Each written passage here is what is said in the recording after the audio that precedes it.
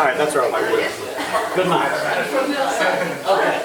That's the only reason I participate. I have to ask your question. Oh, I hate participating. Oh, we'll be giving you 12 barrels to all you in the front row. Your jobs, your life choices, whether or not you're married to each other, the classics. Where you've travelled from. Get ready for that. Okay, this is not very long. It's about less than 20 minutes, so just you know.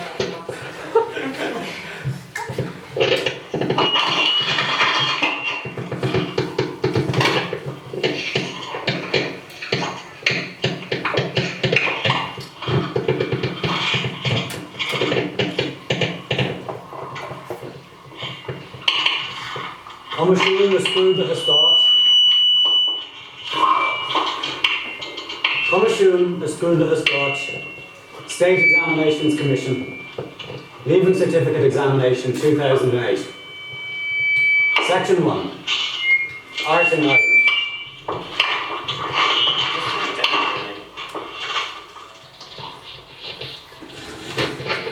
Describe and discuss the Stone Age monument of Newgrange.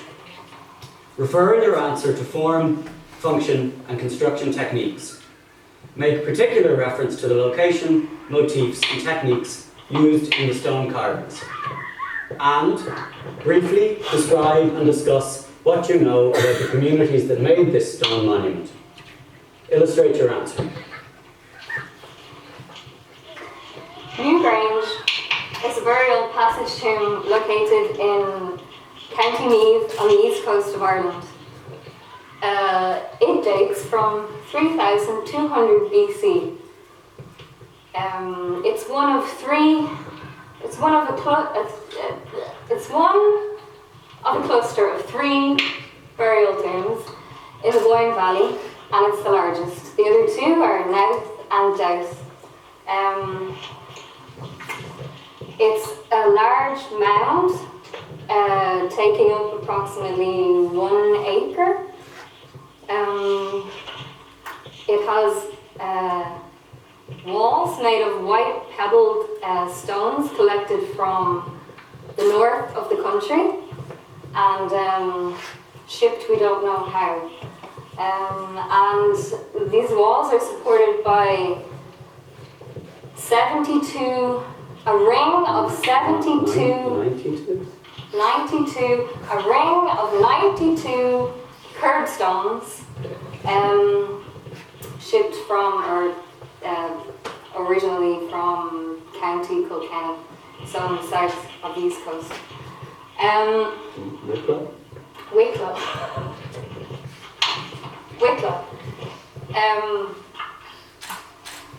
The internal structure of the passage tomb is comprised of a 19-metre passageway to a burial chamber that has a ceiling height of 6 metres, so quite high. There are 3 recesses in the burial chamber, each containing a basin carved stone where the ashes of the dead would be placed or votive offerings. In 1962, a roof box or a small window was discovered above the entrance to the passage tomb.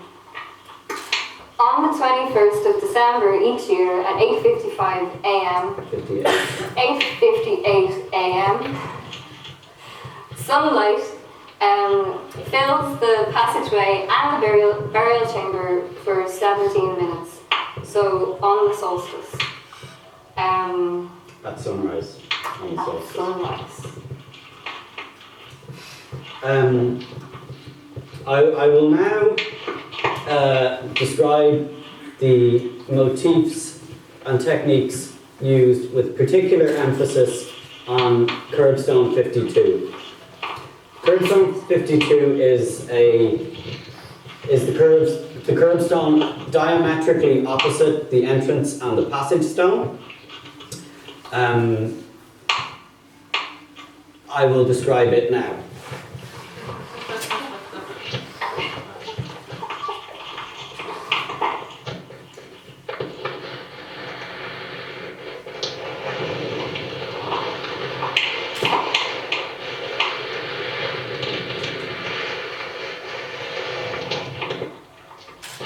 top left-hand side, there are two spirals.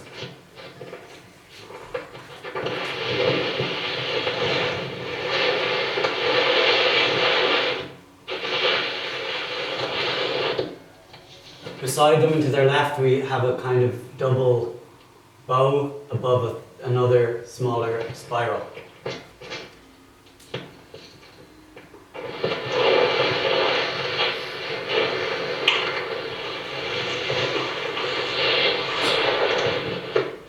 On the lower half of the left-hand side, there's a lattice of diamonds.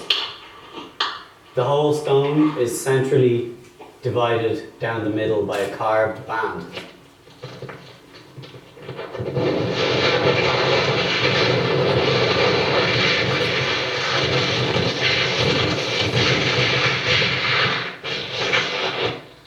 If the line of this band were continued and drawn directly through to the central dividing line on the passage stone at the entrance, that line would trace the exact path of the sunlight on the winter solstice.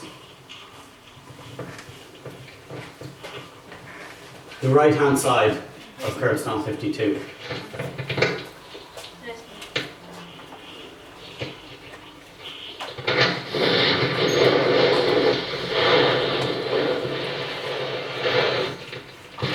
There are these nested loopy shapes.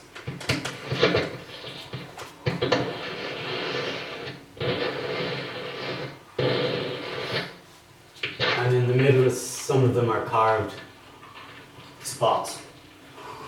Professor Muireann O'Sullivan from the Archaeology Department of University College Dublin says, quote,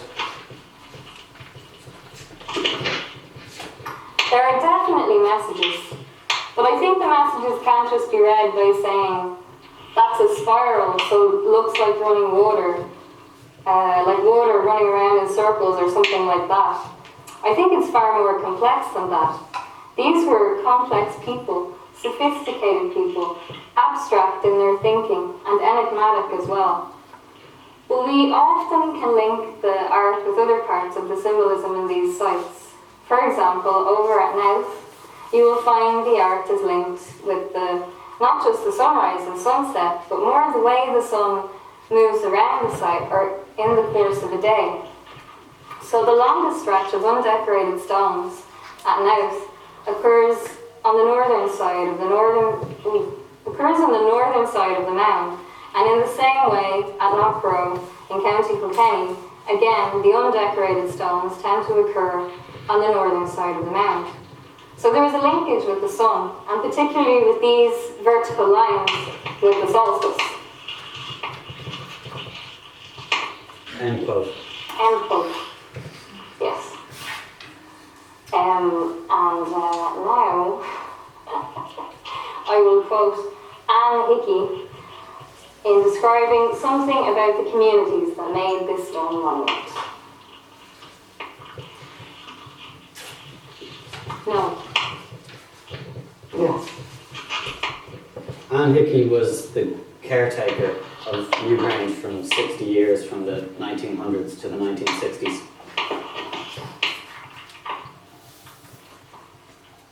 A place for fairies, and you'd dream about them. Terrified, oh, terrified. Very, very few. And if anyone was seen walking around it at night, it was going to happen, something going to happen to us. Yes, but they were old customs. They were very fond of goats, and they loved to drink goat's milk. Anybody who was going to die had to drink sup of goat's milk to get well. Yes, wild goats, you know. Well, that was natural. They were bound to do that. Sort of a ceremony. Well, religious. That was their religious ceremony. They always spoke round it to the fairies. Yes, there was. A beautiful white lady. Well, I already told you about what I seen. With a blue apron on her. Well, she was in something blue and I thought it was an apron. And I was so sure she was a friend of mine. I was very vexed, and she disappeared so quick without I getting a chat with her. Oh, down at our house. It was by the stone, this big stone that I told you about. It's down at our house. And the people all connected with it used to go around there to that stone. No, in the daytime. Beg your pardon? Walking. Walking down to meet. Coming to meet me, evidently. In great form. But I was so disappointed with her, not to come and shake hands with me. She disappeared so quick I didn't think. I was going over to shake hands with her, and I put my foot down to cross the little cut. And when I looked again, she was gone. Oh, said she was awfully cross.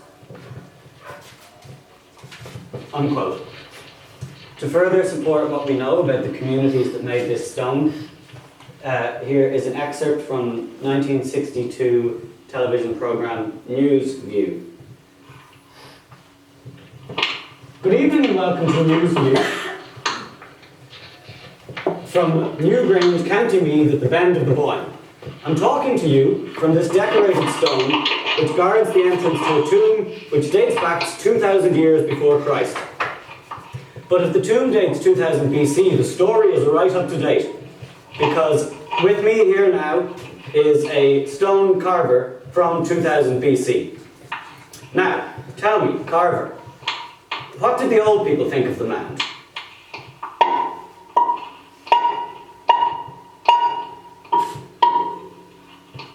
Were they afraid of them?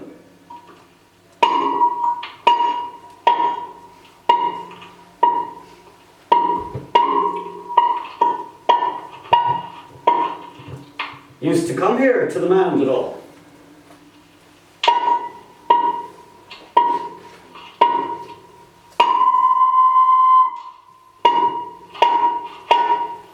I believe they had some customs connected with the mound here.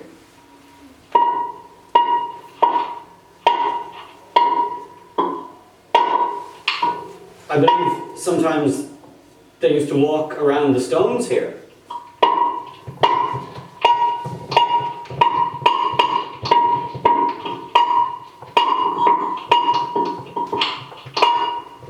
What kind of ceremony was it? A religious ceremony.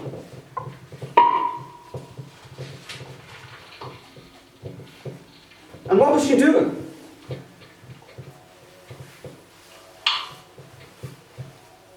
What was she doing? What happened? Did she disappear?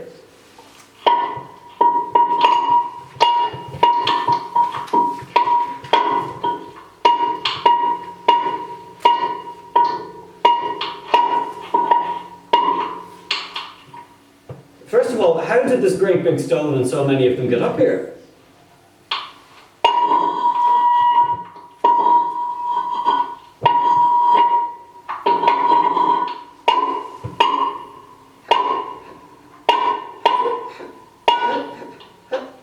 How did you come to start this work in the first place?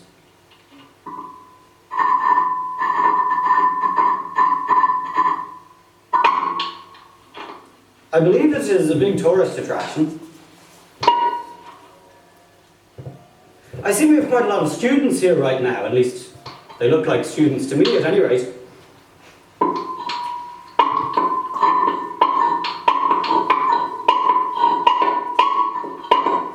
Who were buried here? In actual fact, were the High Kings of Ireland buried here?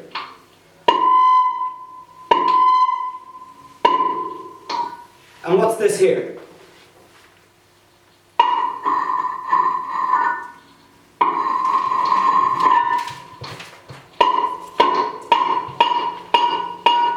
What is the actual problem?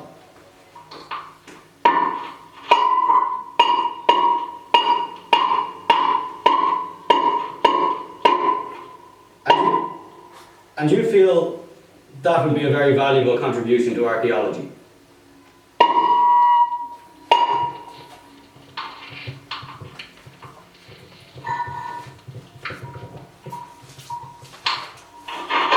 Unquote. End quote. Thank you. In conclusion. In conclusion, the light the and dead are there in in the light as it enters. enters.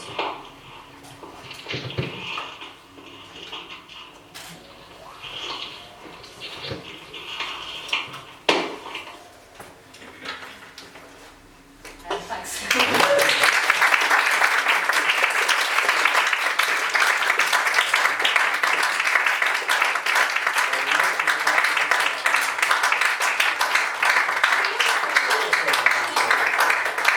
Anyway, you only lose 5 marks for that, so that's fine.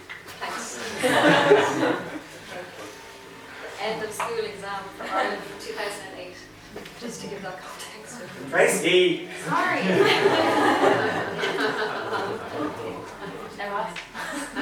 What? Yeah. Not answering like that. Yeah. Yeah. But thanks. Gonna have some potatoes and Yeah, you can do normally. yeah. Yeah. Be normal and borrow.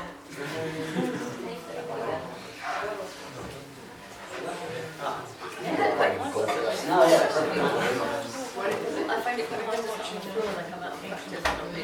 What kind of It feels like I'm doing that. There's a video game, Banana, that just failed.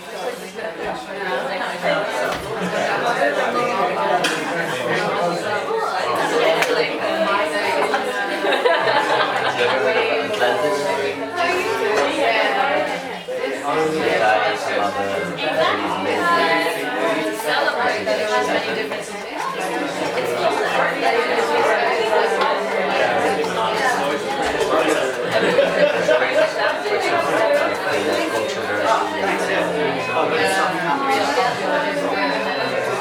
Thanks, John. I'm just going to switch this off.